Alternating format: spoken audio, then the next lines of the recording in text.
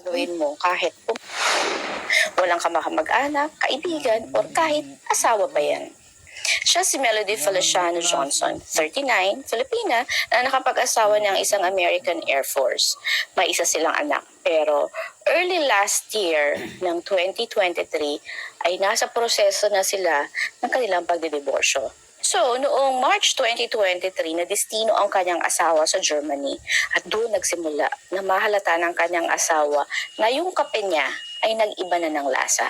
Pero patuloy pa rin niya ito iniinom hanggang 3 linggo nang mapagdesisyonan niya na bumili ng pang-test sa chlorine level na ginagamit sa mga swimming pool.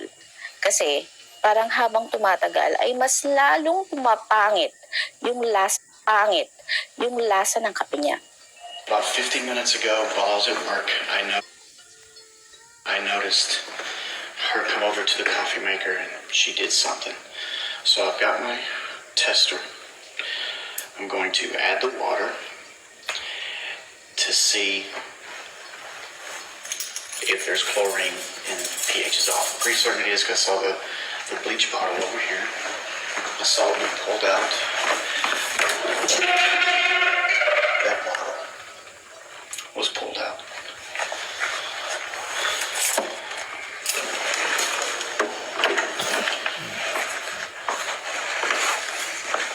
Okay. There's this here.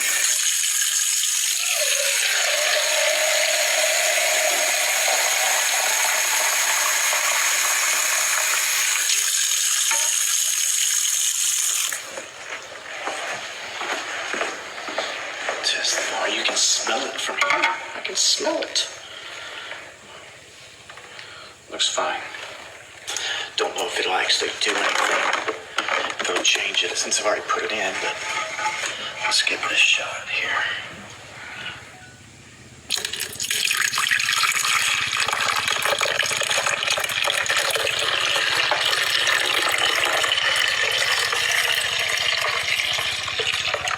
Okay. Let's see if it'll do anything. Look at that. Totally changed. Wow. Una niyang sinuri yung tubig na nanggagaling sa gripo at normal naman yung resulta. Pagkatapos nito ay sinuri niya yung tubig na nakalagay sa kanyang coffee machine. At dito tumambad sa kanya ang mataas na level ng chlorine. You can see it sudsed up. Soapy. I guarantee it's slick too on the fingers. Yeah, slippery. Ugh, gross. Just gotta catch it in the States. Nagsuspecha na siya. So pagkatapos nito ay naglagay siya ng hidden camera at dito nga nakita niya na ang kanyang asawang si Melody ay may ultimong binubuhos sa kanyang kapihan. Ayon dito sa asawang lalaki na inihahanda na daw niya ang kanyang coffee maker tuwing gabi para sa umaga ay i-on na lang niya ito. So matapos na niya masaksihan ang ginagawa ng kanyang misis, ay nakukunwari na lang siya na iinom ang kanyang paboritong kape tuwing umaga. Kasi nga ayaw naman daw niya i-report ang kanyang asawa habang sila ay nasa Germany. Okay, nung makabalik na sila sa Germany. Okay, nung makabalik na sila sa Amerika nung Germany. Okay, nung makabalik na sila sa Amerika nung June 28, nag-set up ulit siya ng camera. Tingnan nyo, ayan.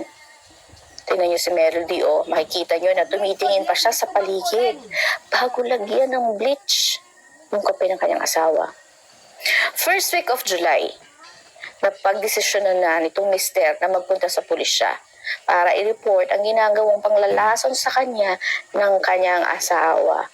Pero, dahil sa kulang ang ebidensya at malabo daw yung mga kuha, walang aksyon ginawa.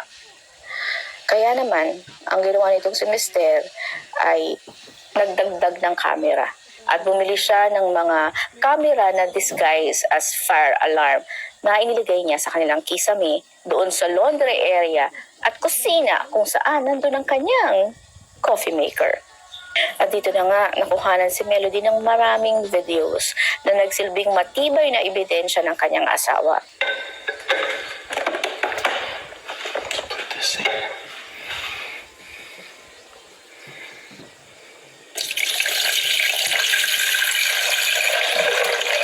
Oh, it smells. I can smell it. I can smell it. Soapy.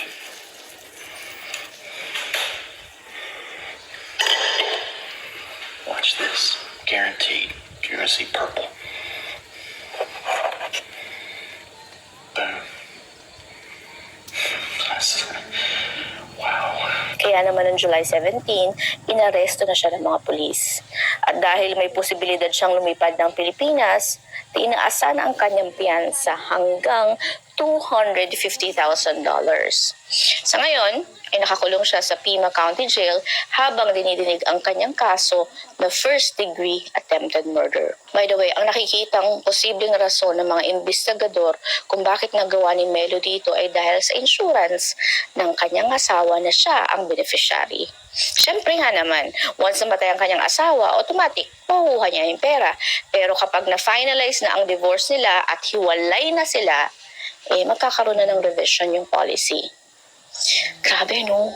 Just imagine na tumira ka kasama ang isang tao na gusto kang patayin. Makakatulog ka pa kaya?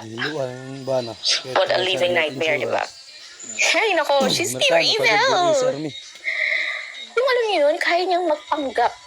Araw-araw pagkaharap ang asawa niya, pero in reality, unti-unti na niyang pinapatay ito. Siguro na pinapatay ito. Siguro napaisip din siya, bakit kaya ang tibay na siguro ng asawa ko? Kasi imagine, March pa lang nilalason niya, tas buhay pa din. Siguro dahil dito lalo siyang naging desperado at lalong lumakas yung loob niya, nagdagdagan yung lason. Pero effect pa din. Alam niyo, engot din kasi siya eh. Alam niyo kung bakit, ha? Kasi hindi niya naisip na coffee drinker ang asawa niya. Like me, may preference ako parati pagdating sa kape ko. At kapag may naiba lang sa timpla nito, nanonotice ko agad. O syempre, diba? Magdududa talaga yung asawa niya. Kasi sa tagal ba naman niyang ginagawa na ihanda ang kape niya tuwing gabi? All of a sudden, after ng divorce issue nila, biglang nag-iba yung timpla ng kape niya. O, ayan.